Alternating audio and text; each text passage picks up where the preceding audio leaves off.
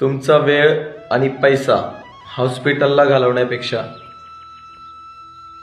स्वतःसाठी व्यायामाला वेळ द्या आणि पैसा हा तुमच्या चांगल्या आहारासाठी खर्च करा.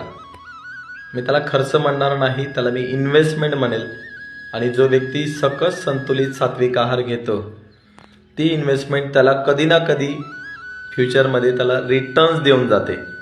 आणि रिटर्न्स तेव्हाच मिळतात तुम्हाला जेव्हा तुम्ही कुठल्याही गोष्टीला इन्व्हेस्टमेंट करतात. त्यामुळे स्वतःच्या शरीरावर खर्च करा. तो खर्च, ती इन्व्हेस्टमेंट तुम्हाला एका चांगल्या आरोग्यासाठी मदत करू शकते. आणि म्हणूनच म्हणतो 20% व्यायाम आणि 80% आहार ह्या फॉर्म्युला तुम्ही आयुष्यभर फॉलो केला तर आयुष्य फार सुंदर आहे, तुम्ही जगू शकता.